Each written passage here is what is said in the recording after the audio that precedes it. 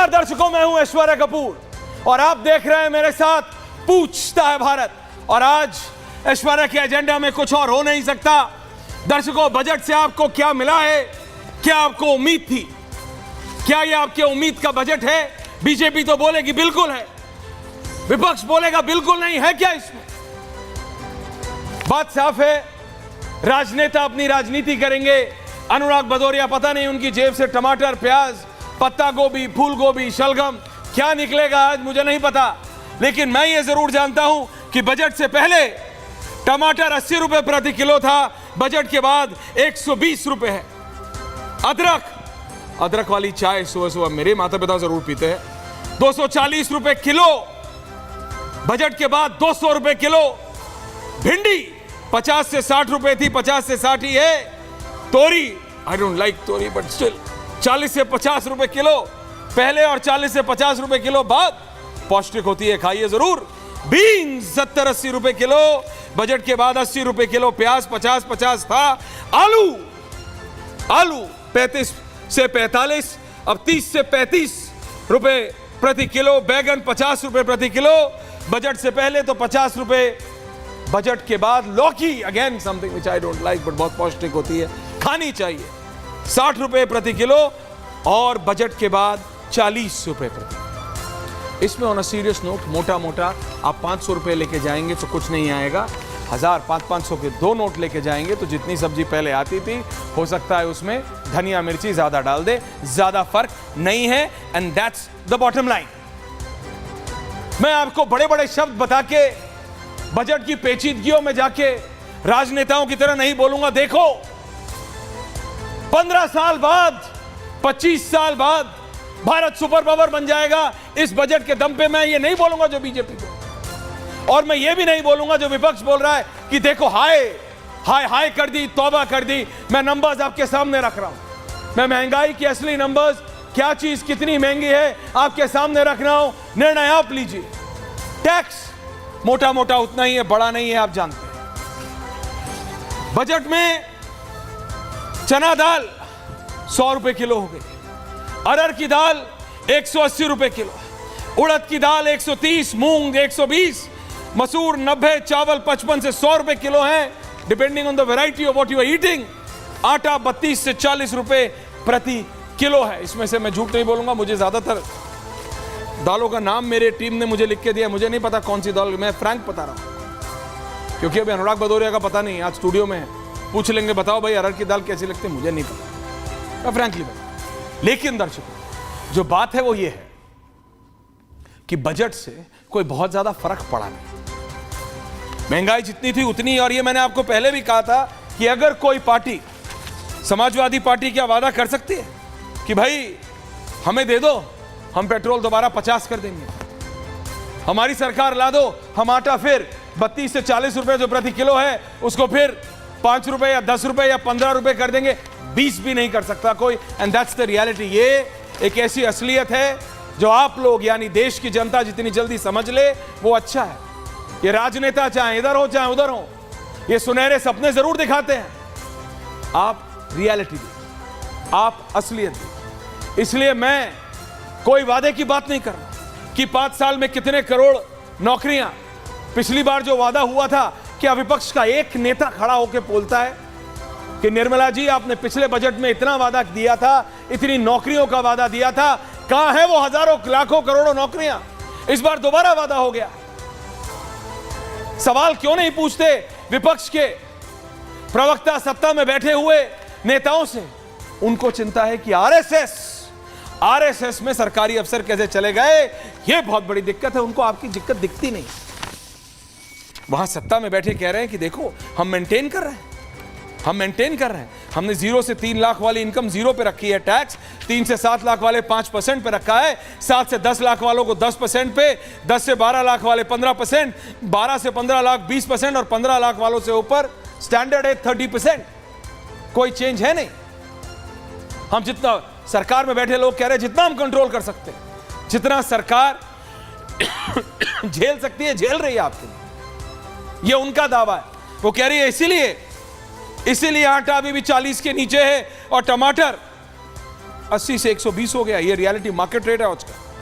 लेकिन आलू 45 से 35 हो गया है, लौकी 60 से 40 हो गई, प्याज 50 से 50 ही रहा है। लेकिन अनुराग भदौरिया का फेवरेट टमाटर 80 से 120 हो गया। तो पता नहीं आज अनुराग भदौरिया की जेब में टमाटर है कि प्याज। लेकिन दर्शकों, आपको इस बजट से क्या मिला क्या नहीं, special report and then we debate.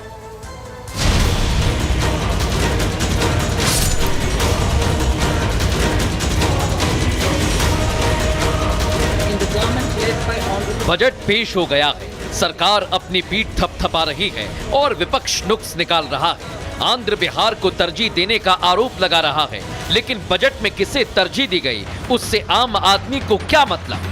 उसे मतलब है तो 2 जून की रोटी के सस्ते होने से, आम आदमी को मतलब है तो जरूरी सामान सस्ता होने से।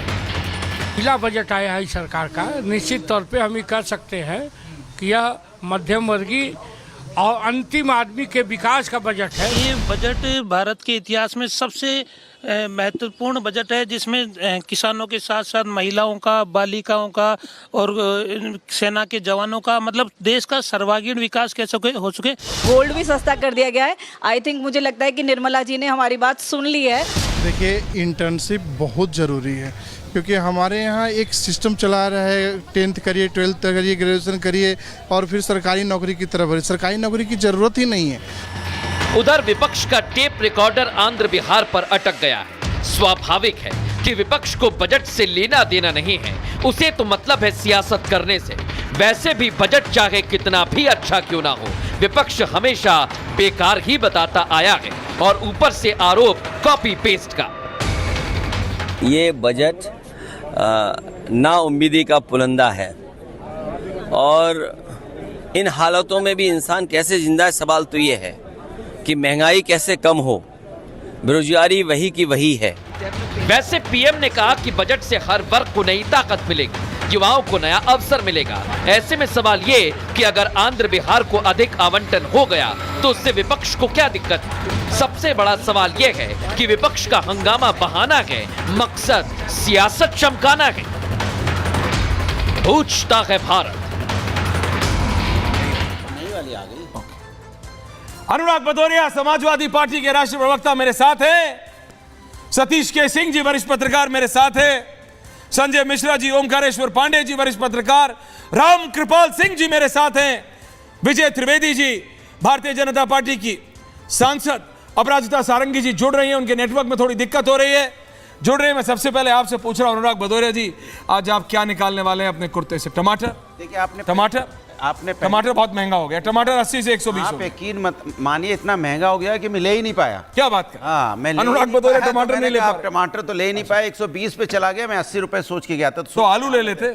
आलू भी 50। आलू तो सस्ता हो गया। नहीं, कहाँ 45 से 35 हो गया। अरे 45 से आपको लग रहा है अभी भी? भाई लग नहीं रहा है, बता रहे हैं आपको। सुना आपने, लेकिन बाजार में जाइए तो सुना नहीं है भाई। वही ऐश्वर्या कपूर टमाटर 80 का 120 बोल रहा है तो मान रहे हो? नहीं। वही ऐश्वर्या कपूर प्याज का 50 बोल रहा है, मान रहे हो? आप आलू 45 से 35 हो गया, वो आप नहीं मान रहे हो? की दाल क्या बता रहे हैं? भाई जो है वो है, अरहर की दाल 180 रुपए किलो, 180 200 रुपए किलो। अब वो आप, अब सवाल ये, अब आप जाके किसी बड़ी दुकान में, वो बात बड़ी छोटी की है ही नहीं। देखिए, सवाल यह है कि भारतीय जनता पार्टी की सरकार में ये जो बजट लेके आई है, क्या है इस बजट? आप बताइए इस बजट में क्या? मैं पूछना चाहता हूं, पहले कम से कम 70 बुजुर्ग होते थे, उनके लिए फ्री चिकित्सा होती थी।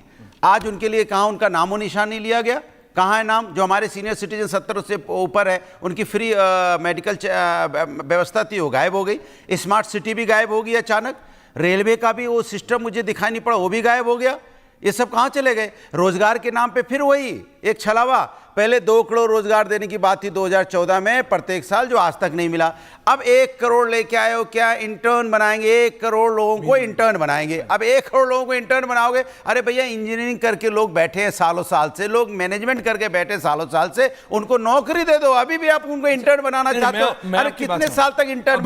अभी तक तो कांग्रेस आपके जो बिल्कुल आजकल BFF है, best friends for ever, best friends for ever आपके कह रहे थे कि ये तो हमारा फॉर्मूला था, हमारा फॉर्मूला चुरा लिया।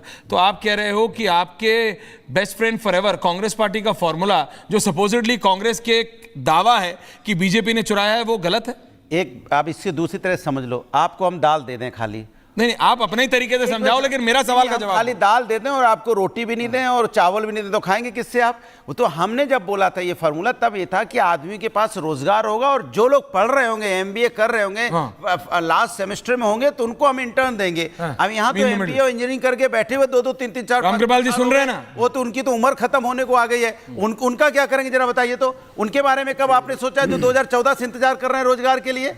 आज 10 साल ऊपर हो गए, अगर वो 25 साल के थे, 35 साल के हो गए, अब उनके रोजगार के बारे में आप क्या बात करेंगे? मैं ये पूछना चाहता हूं। सवाल है कि भारतीय जनता पार्टी अपनी सत्ता बचाने के लिए, आप अच्छी बात है आप बिहार को दीजिए, वो हमारे अपने लोग हैं, हिंदुस्तानी हैं, आप आंध्रा को भी दीजिए, वो हमारे अपने हिंदुस्तानी हैं, लेकिन 10 साल तक आपको क्यों नहीं याद आया? 10 साल तक तो हमारे अपने थे वो। 10 साल तक उनकी सरकार बनी है, उनको पुल बनाने के लिए दे रहे हैं, इसमें कोई बहुत बड़ी बात है क्या? अरे सुनिए, पुल बनाने को दे रहे हैं, लेकिन वो गारंटी लेंगे कि पुल नहीं गिरेगा? आप कह रहे हो ये पुल बनेंगे, उन्होंने 4 पुल बनाने की बात की और लगातार वहां रोज पुल गिर रहा है, तो उसकी जिम्मेदारी कौन लेगा? तो भारतीय जनता पार्टी पूरी की पूरी ये जो बजट लेके आई है, ये एक तो छात्र विरोधी है, ये युवा विरोधी है, ये महिला विरोधी है, ये किसान विरोधी। अच्छा बताइए, किसान क्या आप एक सेकंड, आपने बोल लिया, आप मेरी बात सुनिए। किसान अगर अनाज पैदा भी कर लेगा, अपराजिता जी आएंगे भी बताएंगे, किसान पैदा भी कर लेगा तो उसकी वो बेचेगा कहां पे? उसकी मार्केटिंग और सेल्स के लिए आपने क्या किया? कुछ तो नहीं किया आपने। अब आप मेरी एक बात सुनिए, आपने उसने अब आप मेरी एक बात सुनिए, मैं सिर्फ इतना कह रहा हूं, मैं सिर्फ इतना कह रहा हूं, आपने कहा बिहार और आंध्र प्रदेश, आपको क्या लग रहा था कि बीजेपी की सरकार आएगी, नीतीश कुमार और चंद्रबाबू की मदद से, चंद्रबाबू नायडू जी की मदद से सरकार बनी, आप क्या एक्सपेक्ट कर रहे थे कि हिमाचल प्रदेश के लिए पैकेज मिलेगा स्पेशल? एक सेकंड, आप क्या उम्मीद लगाए बैठे थे कि कर्नाटक के लिए स्पेशल पैकेज मिलेगा? आप क्या उम्मीद लगाए बैठे थे, बताइए ना मेरे को। मैं तो नहीं, मैं ये कह रहा हूं, कोई भी राजनेता इधर वाले हो या उधर वाले हो, हम में सब बराबर हैं। मैं तो भाई देखिए ना, अभी तक तो नहीं सुनिए ना, मैं एक सेकंड बोल रहा हूं, रामकृपाल जी जवाब दे रहे हैं और फिर मैं सतीश जी के पास एक सेकंड का है, बोलिए। मैं तो पूरी उम्मीद लगाए, आप राजनेताओं से किसी को कोई और उम्मीद नहीं है? नहीं, आपकी सरकार आई अगर उत्तर प्रदेश में कभी, तो यूपी पुलिस के किसी आदमी से पूछ लो, आप देखो 100 सारे के सारे थानेदार यादव होंगे, मैं ऑन रिकॉर्ड कह रहा हूं, किसी को कोई और उम्मीद नहीं है। देखिए, उत्तर प्रदेश सबको सबके बारे में पता है, विकास किया, जनता नोज एवरीथिंग, समाजवादियों का विकास है। जनता knows everything। आज आपका स्टूडियो भी कितना अच्छा लग रहा है, क्योंकि ये ग्रेटर नोएडा भी समाजवादियों के, नोएडा है, ग्रेटर नोएडा नहीं, डोंट मिस कोट, नोएडा तो नोएडा है, डोंट मिस कोट, नोएडा और ग्रेटर नोएडा, आप तो नोएडा और ग्रेटर नोएडा के बॉर्डर पे खड़े, तो ग्रेटर नोएडा ही समझो आप इसको। अच्छा, ये ग्रेटर नोएडा में बोलिए आपके ये भी समाजवादी के समय है जो आप इतना भव्य बना पाए। अगर हमने नहीं डेवलप किया होता तो शायद आज इतना भव्य आपका स्टूडियो नहीं बन पाता। इसके लिए आपको आप इसका क्रेडिट ले लीजिए। बिल्कुल, बहुत बहुत धन्यवाद, बहुत अच्छा, बहुत बहुत धन्यवाद अनुराग भदौरिया जी। समाजवादी का, लेकिन अभी भी जवाब समाजवादी नहीं, अब आपने बोल लिया, नाउ डोंट, ये बना है इसलिए आपको बधाई। सुन, मैं ये कह रहा हूँ, आप बात समझिए, श्रेय तो बहन जी भी लेते हैं कि देखो भाई हमने बसाया। अखिलेश यादव तो मुख्यमंत्री रहते हुए कभी आए नहीं, स्वर्गीय नेताजी भी कभी आए नहीं। आपने तो नोएडा को मनूस बोल दिया था, बट अभी नोएडा पे डिबेट नहीं है। सतीश जी, रामकृपाल जी, बाबा तो कितनी बार आ गए, I am not going into that.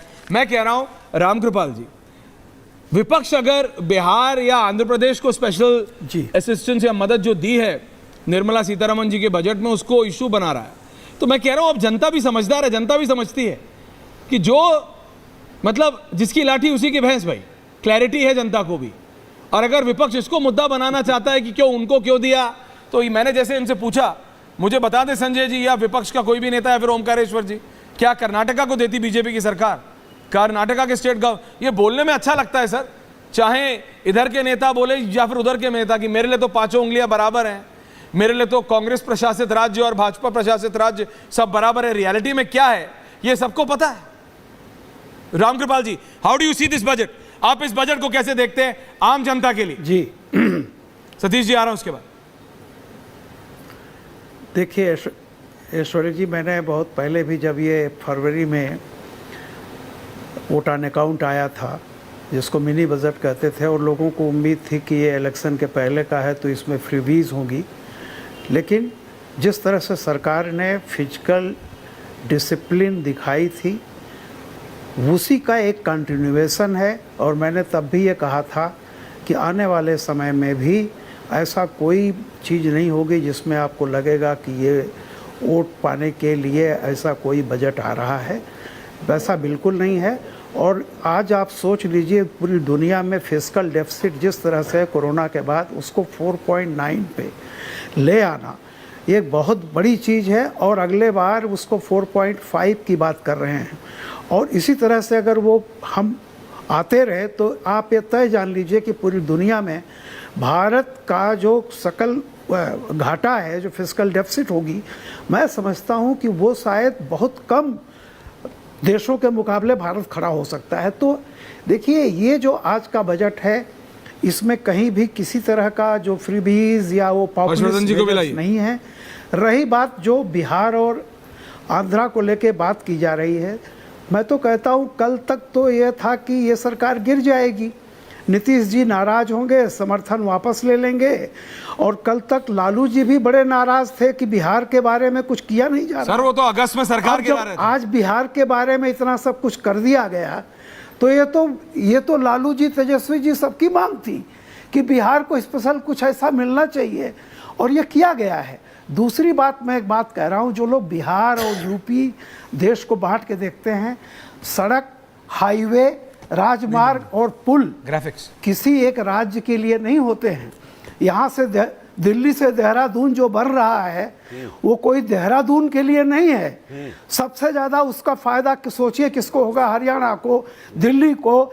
ऐसे ही बिहार, जिस तरह से बिहार की भौगोलिक स्थिति है, वहाँ से गुजरने वाला कोई भी मार्ग बंगाल के लिए, झारखंड के लिए, सब जगह के लिए, वो एक तरह से उत्तर प्रदेश के लिए, सबके लिए एक वरदान साबित होगा। तो मैं कहता हूं कि इस तरह के जो विकास जस्ट फॉर परसेप्शन से सरकार एक दो तो इधर उधर भी दे सकती थी ना। विपक्ष का बोलना बंद हो जाता, अनुराग भदौरिया जी नहीं बोल पाते। ऐसा नहीं है कि अच्छी चीजें नहीं हुई, बट जस्ट फॉर परसेप्शन से मैं केवल ऐश्वर्य जी एक वाक्य कहूंगा सर। आज की राजनीति में दो खेमे हैं। एक खेमा जिसकी तरफ से आदरणीय हमारे मित्र भदौरिया जी बोल रहे थे, वो कि किसी तरह से कुर्सी पाओ। दूसरा खेमा है किसी तरह कुर्सी बचाओ।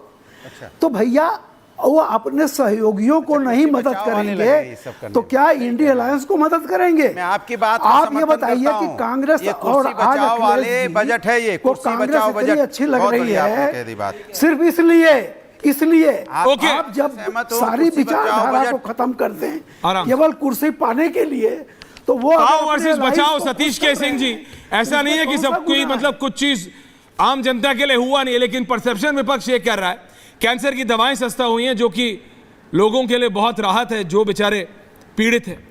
X ray machine, solar set, lithium battery, electrical गाड़ियां, मोबाइल फोन, मोबाइल चार्जर, सोना चांदी, प्लैटिनम तो पता नहीं बॉस कभी देखा नहीं, बिजली के तार, चमड़े का सामान, महंगा हवाई सफर, सिगरेट बहुत बढ़िया, सिगरेट तो मैं कहता हूं स्काई रॉकेट कर दो, स्काई रॉकेट कर दो, 1000 गुना कर दो।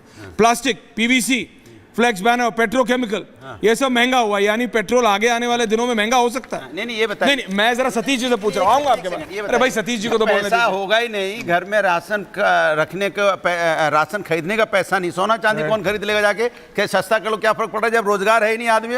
5000 रुपए का रोजगार दे रहे हैं आप और कह रहे नहीं 5000 रुपए का आप इंटर्न देना चाहते हो, कह रहे हो क्या सोना चांदी हमने सस्ता कर दिया यार? कमाल। Okay, point taken Satish K Singh जी। सतीश जी, हर्षवर्धन जी आ रहा हूँ, संजय जी आ रहा हूँ। देखिए मैंने ऐश्वर्या जी, दादा अरे भाई सुन तो लो यार।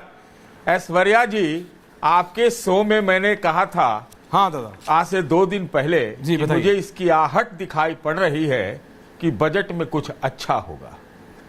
मुझे लोग समझते होंगे विरोधी या क्या समझते हैं, मैं कहना चाहता हूं कि ये इस बजट को मैं ऐतिहासिक बजट कह रहा हूं। ये पहला बजट है, 40 साल से मैं भी बजट देख रहा हूं जिसमें एम्प्लॉयमेंट, स्किल्स आदि पर ये पहला सिंगुलर एकदम जोरदार फोकस है। एम्प्लॉयमेंट जोरदार फोकस है। ये आप कहेंगे कि ये 5-6 एंड का बजट है। नरेंद्र मोदी, निर्मला सीतारमण, नीतीश कुमार, नायडू, नौजवान नौकरी, लेकिन इसमें स्टैंड आउट करता है।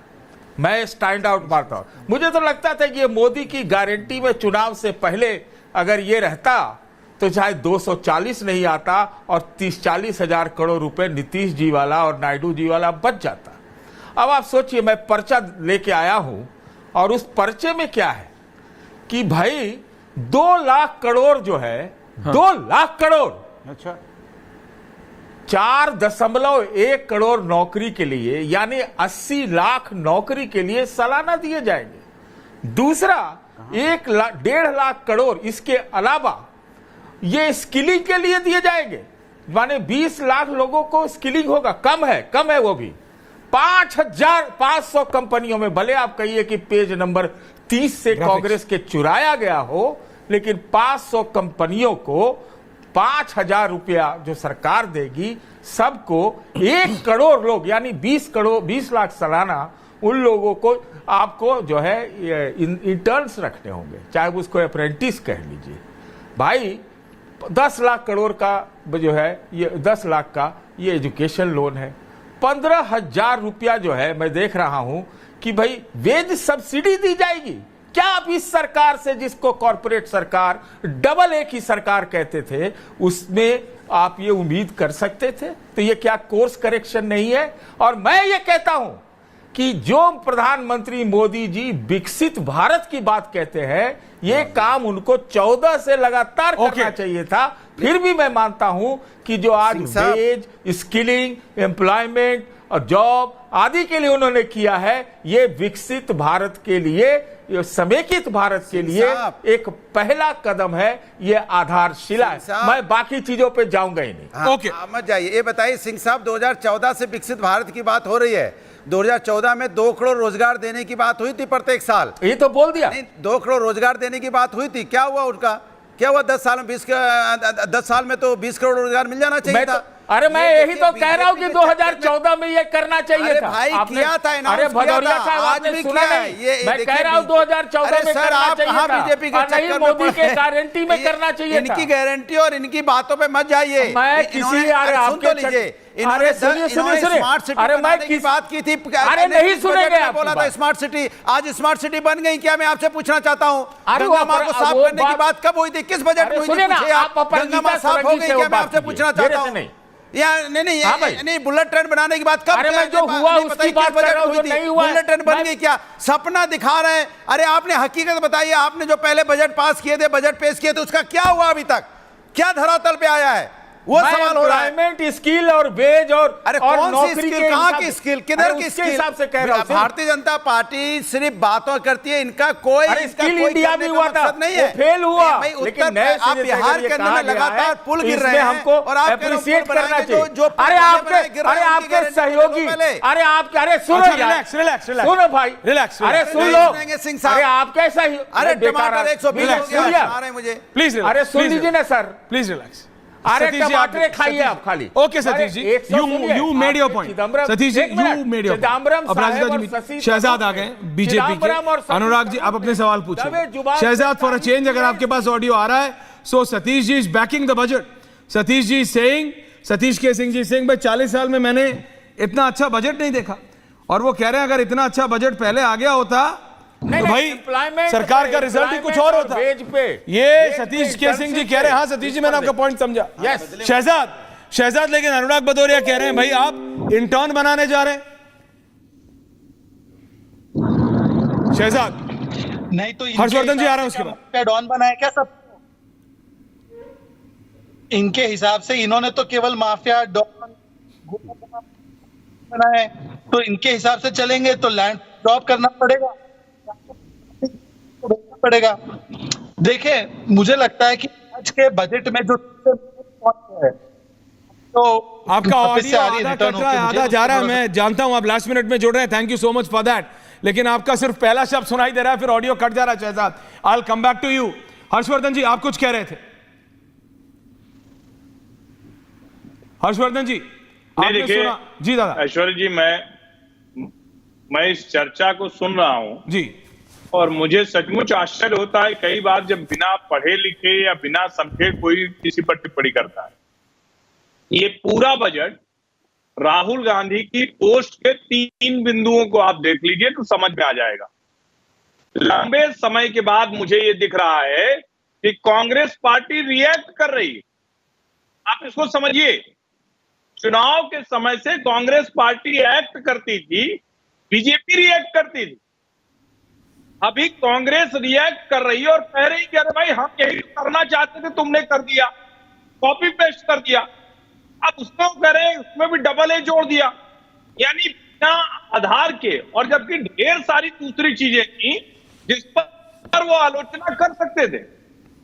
कोई भी बजट परिपूर्ण नहीं हो सकता, लेकिन सरकार ने जो जिसको कहते हैं ना कि एक अपना पूरा नैरेटिव चेंज किया है, जिस तरह से रोजगार को मेन स्ट्रीम लेकर आए, और उससे भी अलग अगर आप ध्यान से देखें तो ये सरकार कह क्या रही है, ये सरकार अपनी उसी कंसिस्टेंसी के साथ, कंटिन्यूटी के साथ पॉलिसी में बहुत साफ है कि जब तक हम इंफ्रास्ट्रक्चर नहीं ठीक करेंगे, जब तक इंडस्ट्री नहीं आएगी, जब तक नौजवान उस पर काम नहीं करेगा, तब तक कुछ बेहतर नहीं होने वाला है। 18 लाख करोड़ से 48 लाख 20,000 करोड़ का बजट हो गया पिछले 10 सालों में, कहां से हो गया ये? और कमाल की बात है, कह रहे हैं रोजगार हुआ नहीं, रोजगार बिल्कुल हुआ, लेकिन जिस तेजी में होना चाहिए था वो नहीं हुआ। नंबर एक, रोजगार बता दीजिए, हम भी जानते हैं। एम्प्लॉयमेंट नहीं है, रोजगार बता दीजिए कहाँ है, चलें उधर ही चलते हैं। चाहिए क्वालिटी लेबर है। Graphics Anurag ji and Harshvardhan ji with graphics. Harshvardhan ji रोजगार ओमकारेश्वर जी आ रहा हूं उसके बाद। कौन सी इंडस्ट्री लगी, रोजगार हो गया? आज की डेट में हालत है एक एक करके प्लेसमेंट हो जाता है। एक एक करके सर, वो स्काइप पे एक एक करके, आप स्टूडियो में आप जानते हैं, एक एक करके। थैंक यू, बोलिए हर्षवर्धन जी।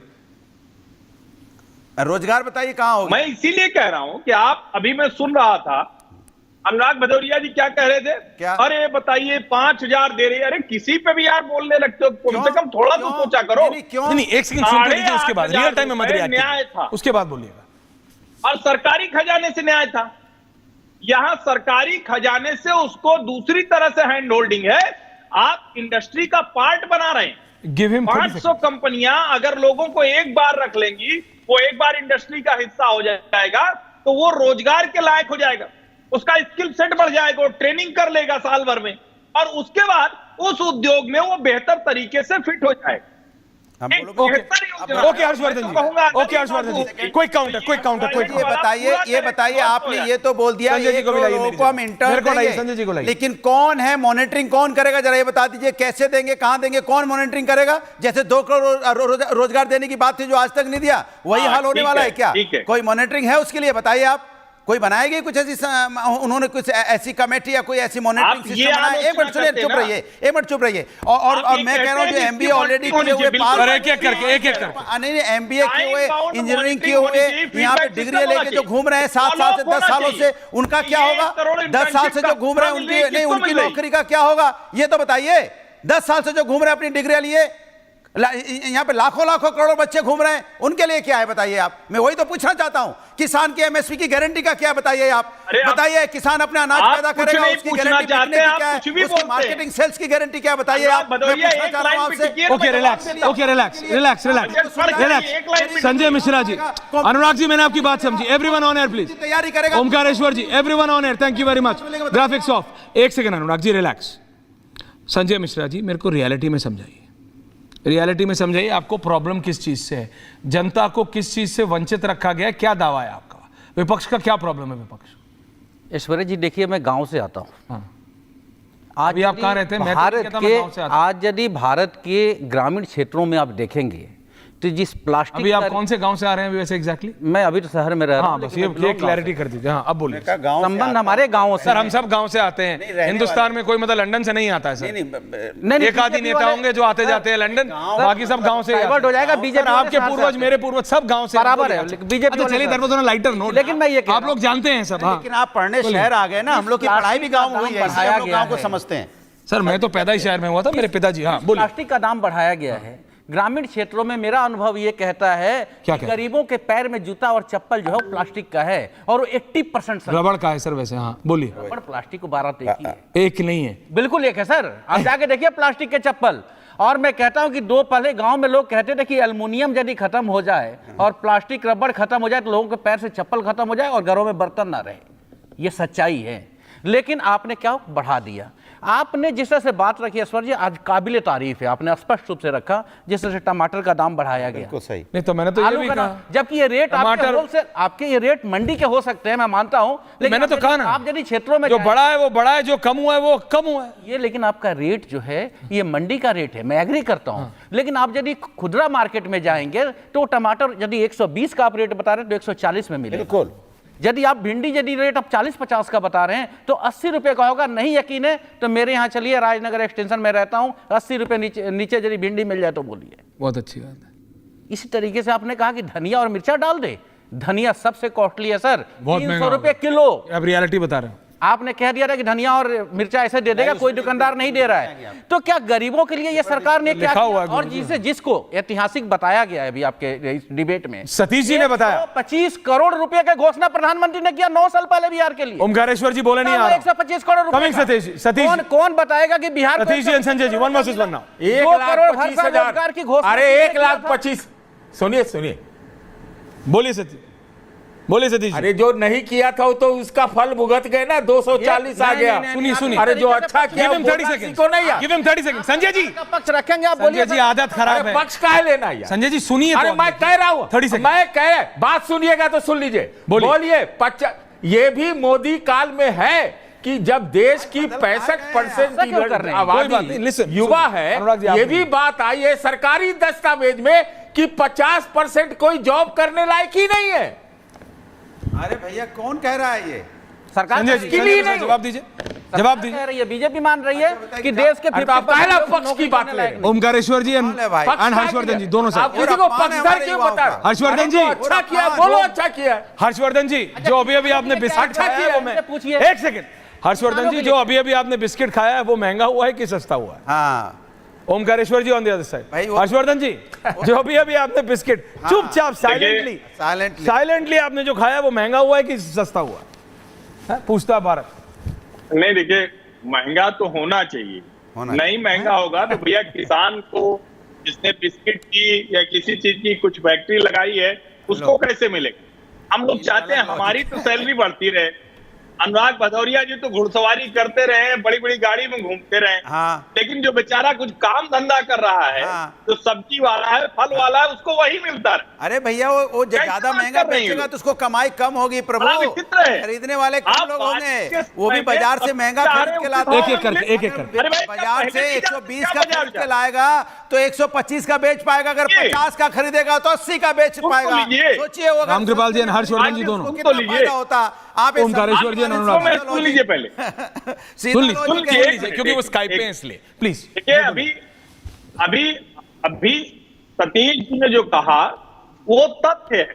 सतीश जी, देश जितने ग्रेजुएट निकलते हैं उसमें से आधा नौकरी करने लायक नहीं है। क्या बात कर रहे हैं? टीवी चैनल चलता है ना कि सतीश जी ऑल्सो। अरे रोजगार देखे तो देखिए कि कहने लायक नहीं, इतना अपमान कर देंगे हमारे देश के युवाओं का कि नहीं जो ग्रेजुएट निकलता है आधा नौकरी करने लायक है ही नहीं, तो इसके मतलब कह दीजिए खड़े होकर मन से रोजगार देने की जरूरत नहीं है। आधा तो बेरोजगार नहीं, आधा तो लायक ही नहीं है, तो रोजगार कहां से बोला? कमाल की बात कर रहे हैं युवाओं की, नहीं युवाओं की क्रेडिबिलिटी पे देश। रामकृपाल जी आ रहा हूं, सवाल उठा रहे हैं, रोजगार नहीं दे पा रहे तो कह रहे हैं कि आधा जो ग्रेजुएट नहीं चलेगा, राजनीति नहीं करनी। मुझे तो देखिए प्रभु,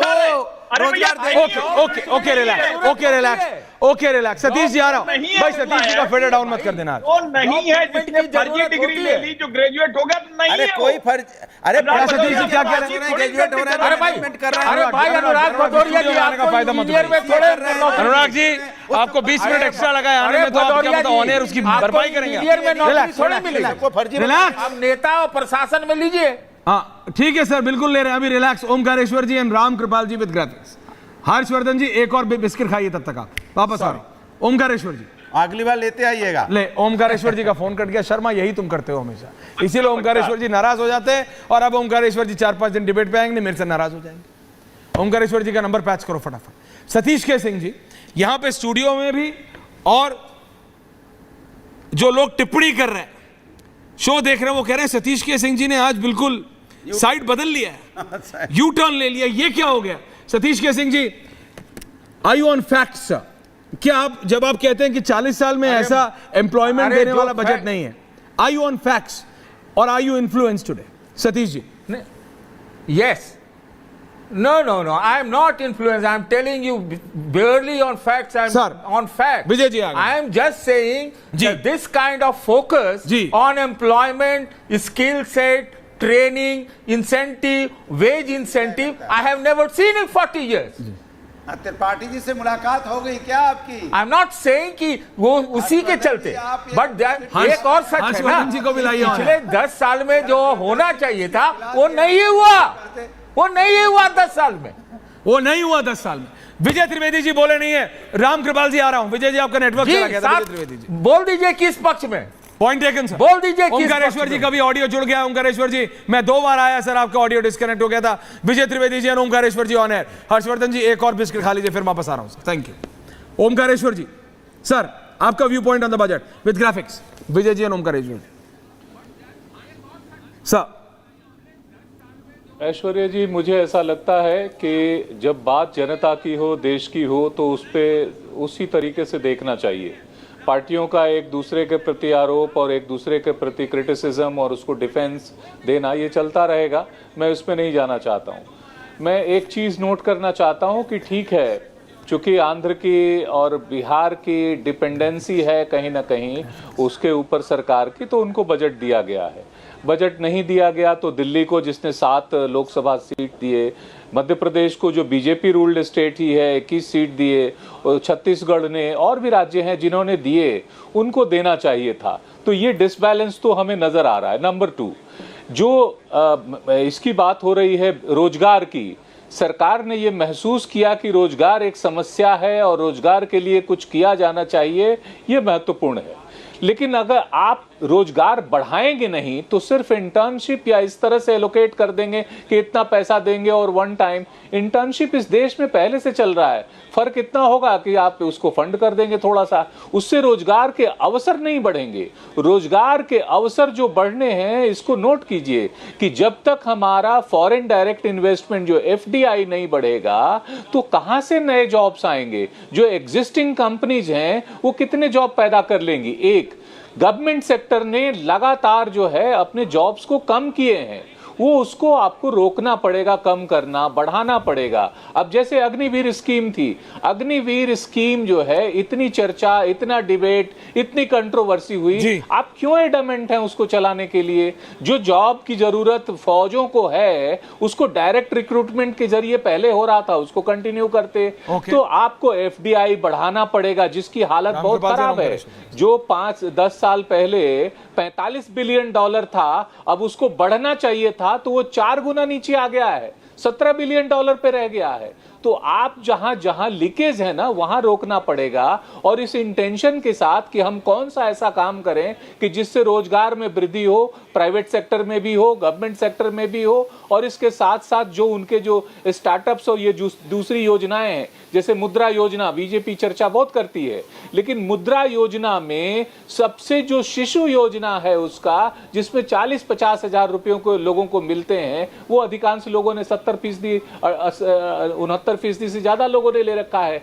तो आपको वहां देखना पड़ेगा कि वाकई हम सपोर्ट करना चाहते हैं तो उसके ब्यूरोक्रेटिक हर्डल्स को दूर करें, लोगों तक सपोर्ट पहुंचे और लोग अपना व्यवसाय शुरू कर सके, रोजगार शुरू कर सके। इसमें जो है मुझे लगता है कि सरकार को थोड़ा और इनोवेटिव होने की जरूरत है, पॉइंट टेकन सर, सिंसियरिटी के साथ काम करने की जरूरत है। Point taken. एक राम कृपाल जी, आप कुछ कहना चाह रहे थे? हमने कोविड के समय में स्वास्थ्य के हालात को देखे हैं, स्वास्थ्य के ऊपर हमारा फोकस और जाना चाहिए, उस पर और बजट बढ़ाया जाना चाहिए। मैं ऐसा देख पा रहा हूं कि उसमें कुछ बजट की कमी की गई है, और इसीलिए इसी तरह न्यू एजुकेशन पॉलिसी है, उसको जोर देने के लिए हमें थोड़ा और काम करना पड़ेगा, और काम करना चाहिए। That's it. Ram Kripal ji sir, आप कुछ कहना चाह रहे थे? माफी चाहता हूं लेट आया आपके पास। राम कृपाल जी। नहीं, मेरा नहीं ऐश्वर्य जी, मैं केवल ये कह रहा हूँ कि ये बजट का मामला है। आज हमको बजट पर मुझे लगता है कि समय का कोई सब्जेक्ट नहीं था। एक बात हमें ध्यान रखनी चाहिए, जो लोग बात कर रहे हैं, बजट 1990 के पहले जिस तरह का था, आपको याद होगा कस्टम ड्यूटी 100% हुआ करती थी।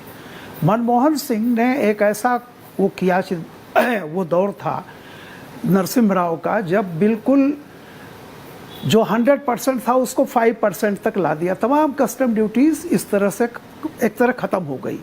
तो आधा बजट की शक्ति कि उसमें कोई और जैसा पहले होता था महंगे सस्ते बहुत ज़्यादा, अब उसका फ़र्क नहीं पड़ता। दूसरा जीएसटी आ गया, बहुत सारा इनडायरेक्ट टैक्सेशन अब बजट और इसके हाथ में अब नहीं है। बजट आज की तारीख में बहुत एक सीमित चीज़ है, केवल जो बाकी जैसे फैसले होते हैं जीएसटी में है, बहुत महत्वपूर्ण है, केवल डायरेक्ट टैक्सेशन और कुछ चीज़ें हैं। तो मेरा ये कहना है कि जब हम देश के समग्र विकास की बात करते हैं तो हमें नहीं भूलना चाहिए कि 10 साल पहले हमेशा यह ध्यान रखिए कि बॉटम ऑफ द पिरामिड, वहाँ से जब कोई बदलना शुरू करता है, वर्ल्ड बैंक की जो रिपोर्ट आ रही है, सबकी आई है, 25 करोड़ लोग अगर 10 वर्षों में गरीबी रेखा से बाहर आए हैं, हाँ। तो देखिए सिर्फ नौकरी को एक चीज समझते हैं, सरकारी नौकरी या प्राइवेट नौकरी वही रोजगार नहीं होता, जितने स्टार्टअप्स हैं। अब आप ये सोच लीजिए कि मैं केवल एक चीज कह रहा हूँ कि आज ही मैं सुन रहा था, सबसे बड़ा एम्प्लॉयर होता है रियल एस्टेट सेक्टर, सबसे ज्यादा लोगों को काम मिलता है। 3 करोड़ अगर मकान बनने जा रहे हैं, आप सोच लीजिए, हाईवे जो बन रहे हैं, डायरेक्ट और इनडायरेक्ट एम्प्लॉयमेंट इतने मिलते हैं, तो वो देखिए उसका भी एक आंकड़ा आता है, और वो अलग होता है। इसमें मैं आपकी बात मानता हूं, लेकिन अनुराग भदौरिया को यही तो दिक्कत है, जब ये ऊपर आ गया है तो धीरे धीरे सुनने में बहुत अच्छा लगता है, मिडिल क्लास में नहीं, देखिए अच्छा लगता है। देखिए रामकृपाल जी जो कह रहे हैं वो ठीक है, सतीश जी ने जो पॉइंट रखा वो ठीक है, लेकिन विजय त्रिवेदी जी बोले नहीं, उनका नेटवर्क बार बार आ रहा है जा रहा है। Vijay sir, your first comment on the show, graphics on. Vijay ji. Ji Aishwarya, मुझे लगा कि मेरी सुनवाई सरकार की तरह आपके पास भी नहीं हो। सर ऐसा मत बोलिए सर, माफी चाहता हूं। नहीं, मजाक की बात है। हाँ, लेकिन मैं ये कह रहा हूँ कि बजट को लेकर बहुत चर्चा हुई है, बहुत विस्तार से सबने की है। एक तो आंध्र प्रदेश और बिहार को लेकर बड़ी चर्चा हुई, तो मैं तो इसको रिटर्न गिफ्ट समझता हूँ।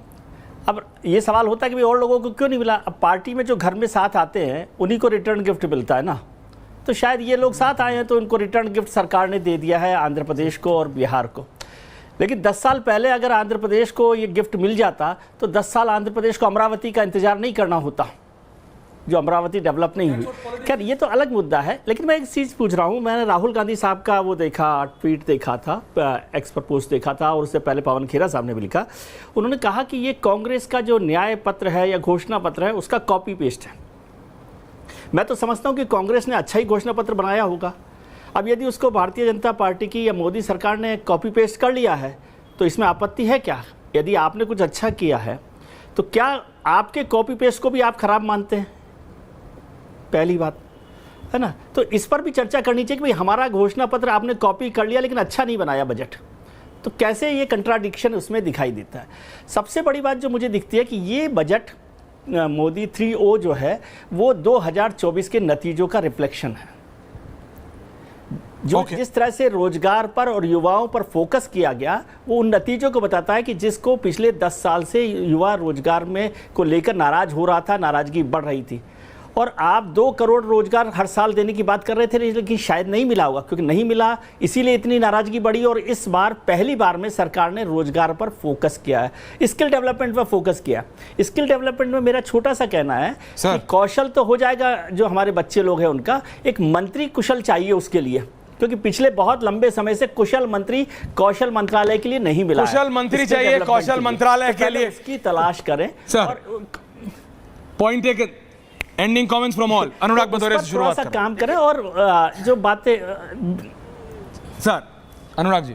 देखिए जो बजट ये आया है इसमें कोई दो राय नहीं है कि किसानों के हित की इसमें एकदम बात नहीं हुई है कि ना उसकी। आपको लगता है बिल्कुल नहीं है? बिल्कुल नहीं है। आप बताइए, मैंने उनसे 2 ही सवाल पूछा, एमएसपी की गारंटी नहीं, दूसरा उनकी जो फसल होगी उनका लागत। आप वादा करते हैं अगर आपकी सरकार आई तो आप देंगे? तो किसानों के साथ हमेशा से खड़े हैं। नहीं खड़े तो वो भी रहते थे जब वो विपक्ष में। सुनिए, विपक्ष में जो रहता है वो सबके साथ खड़ा रहता है, सत्ता में आने के बाद कौन किसके साथ खड़ा है के लिए बात पूरी जाए। देखिए भैया, किसानों के विरोधी आप मुझे ये बोल रहे हो आप सरकार में आओगे तो आप उत्तर प्रदेश को नहीं दोगे आप भी। महिलाओं का है, आम जनता का विरोधी है। ये इसने जनता का कोई ख्याल नहीं किया, सिर्फ और सिर्फ इस बजट ने हमको सपने दिखाने की बात की है, हकीकत में कुछ भी नहीं है। Okay, Sanjay ji ending comments. बिल्कुल, मैं संजय मिश्रा जी, एवरीवन ऑन। मैं सहमत हूं, और महिला, किसान, नौजवान इस बजट से बिल्कुल बाहर हैं। और मैं कहता हूं कि मिडिल क्लास जिसे ख़त्म ही कर दिया ये सरकार ने 10 सालों में, बजट से भी उनको ख़त्म कर दिया है। मिडिल क्लास कहीं चर्चा ही नहीं है। जिस 10 करोड़ की एक अलग से मांग है ऐश्वर्या जी, मैं चाहता हूं यदि आपको अच्छा लगे तो इस बात को आगे बढ़ाइएगा कि जिस 10 लाख के छात्रों को लोन देने की बात और इसमें पीठ थपथपा रही है अपनी सरकार, क्यों शिक्षा पद्धति को, सरकारी स्कूलों को और कॉलेजों को मिट्टी में मिला दिया गया है? क्यों नहीं सरकार उस खर्चे को उठाने पर तैयार रहे? तो मैं कहना चाहता हूं कि ये बजट गरीबों के लिए, मजदूरों के लिए, किसानों के लिए नहीं है। कुर्सी बचाओ बजट है और सिर्फ कुर्सी बचाओ बजट के लिए बिल्कुल सत्ता के okay that's your point. Satish K Singh ji, okay Sanjay ji, Anurag ji मैंने दिया आपको सबसे पहले। सतीश के सिंह जी, एक मिनट सुन लीजिए। हाँ आरिफ, आज जोश में कुर्सी बचाओ बजट में 30,000 करोड़ का खर्चा है टोटल। 30-35 हजार करोड़। लेकिन जो अभी ओंकारेश्वर जी कह रहे थे कि सिर्फ इसके लिए क्या कहते हैं इंटर्न से नहीं, अरे खाली सर अभी बीच में मत बोलिए, एंडिंग करोड़ खर्चा ही आपके बीच में कोई नहीं बोला, आपने 2 लाख करोड़। अरे ये देखिए ये जो लगता है मुझे क्या कि इस सरकार पर ये चिपक गया कि ये तो कॉर्पोरेट की सरकार है, तो उनको कॉर्पोरेट की सरकार जो चिपका है तो उसको इस बार धोने की कोशिश की है। अभी तक इतने देर में इतने हम लोगों ने बोला, किसी ने कॉर्पोरेट वर्ड का यूज नहीं किया। ये फर्क है इस बजट में और पुराने बजट में। ओके सर, विपक्षी के भी बोल बदले हुए। ओके सर, हर्षवर्धन जी। नहीं बिल्कुल मैं सतीश जी से सहमत। जो हेडलाइन चाहती थी भारतीय जनता पार्टी की सरकार, वो हेडलाइन बन गई। रोजगार पर चर्चा हो रही है, 2 राज्य जो उनके साथ हैं जिसको कुर्सी बचाओ कह के, अब सोचिए जरा विपक्ष के लिए कितना बड़ा संकट हो गया। लगातार वो बोल रहे थे ये सरकार 2 दिन की मेहमान चाह से, नैरेटिव में भी विपक्ष कमजोर पड़ रहा है और जो सरकार के ऊपर सवाल खड़ा कर रहे थे वहां भी मुश्किल। ओके, ओंकारेश्वर पांडे जी। देखिए, पॉलिटिकल बातों को छोड़ दें, युवाओं को निराशा हुई है। नीट को लेके जितनी कुछ बातें हुई हैं उस पे कुछ स्पष्टता नहीं आई कि कैसे एग्जामिनेशन कराए जाएंगे। स्किल डेवलपमेंट के, स्किल इंडिया के कार्यक्रमों को पहले भी देखा जा चुका है। और जहां तक बड़े एलोकेशन की बात होती है, मैं उससे बिल्कुल प्रभावित नहीं होता, क्योंकि हमने कोविड के समय 20 लाख करोड़ का अनाउंसमेंट देखा था। वो आज जमीन पर आया होता तो बहुत कुछ सुधार हो जाता। तो इसमें अनाउंसमेंट में और जमीन पर इम्प्लीमेंट, ये मैं आपकी बात मानता हूं, बहुत बड़ा फर्क। ये मैं आपकी बात मानता हूं। इधर वाले भी उधर वाले भी अनाउंसमेंट बहुत बड़ा करते हैं, इम्प्लीमेंटेशन क्या हो रहा है? सतीश जी सर, अभी कैसे देंगे? विजय जी, रामकृपाल जी आपके पास लास्ट में आ रहा हूं। Vijay ji briefly sir, announcement सब करते हैं सर। ऐश्वर्या, आजकल सर हम देखते हैं जरूरी चीज, हेल्दी आदमी का एक क्षण बाद पता नहीं है, 10 साल 15 साल 5 साल बाद सर किसका क्या पता। लोगों को आज चाहिए जी। तो इम्प्लीमेंटेशन पर ये सरकार बहुत कामयाब नहीं रही है। जो योजनाएं पिछले 10 साल में की, उनका इम्प्लीमेंटेशन ठीक से नहीं हुआ, वो नतीजे में भी दिख रहा है। दूसरी बात, हेल्थ सेक्टर जो है वो सबसे इंपॉर्टेंट है आज की तारीख में आदमी के लिए। और हेल्थ इतना महंगा हो गया है कि जो आम आदमी है उसको इलाज कराना सबसे मुश्किल काम। आयुष्मान योजना में जो लोग कार्ड में आ रहे हैं वो 30 करोड़ लोग, 25 करोड़ लोग, वो तो ठीक है, उनको फिर भी मिल रहा है। और आयुष्मान योजना में जो उम्मीद की जा रही थी कि 70 साल से ज्यादा उम्र के लोगों को शामिल करेंगे, वो नहीं हो पाया। लेकिन मैं समझता हूं आयुष्मान योजना पर जोर देने का मतलब यह है कि हमारा सरकारी रामकृपाल जी सिस्टम कोलैप्स हो गया है। रामकृपाल जी, जनता को अभी चाहिए बेसिक चीजें चाहिए। देखिए ऐश्वर्या जी, कोई भी फैसला हमेशा बिल्कुल फुल प्रूफ नहीं होता, कोई कुछ कमियां होंगी, लेकिन हमेशा उद्देश्य देखना चाहिए। ये जो राहुल जी खटाखट कर रहे थे, उसको धीरे धीरे ये जनता तक पहुंच रहा है। और ये बजट इंक्लूसिव बजट है जिसमें मैक्सिमम लोगों की, मैंने हमेशा कहा, बॉटम ऑफ द पिरामिड से लेकर के मिडिल ऑफ द पिरामिड, उसका ध्यान रखा गया है। टेकन सर, समय कम है, लेकिन मैं भी यही कह रहा हूं। मेरा बहुत सिंपल तरीका है सर, हो सकता है आप समझे, I am talking in a layman's term, लेकिन 1000 रुपए लेके जाएंगे तो बजट से पहले क्या ला पाते थे और अब क्या ला पा रहे हैं। और हर्षवर्धन जी की लैंग्वेज में, हर्षवर्धन जी पहले कितने बिस्किट खा पा रहे थे और अब कितने, अभी बताया नहीं आपने हर्षवर्धन जी, वो कौन सा बिस्किट है जो आप चुपचाप खा रहे थे, महंगा हुआ या सस्ता, है ना। बहुत बहुत धन्यवाद। देखते हैं क्या असर पड़ता है इस बजट का। आप भी बताइएगा अपनी टिप्पणी करके republicworld.com पे। बहुत बहुत धन्यवाद, थैंक यू वेरी मच।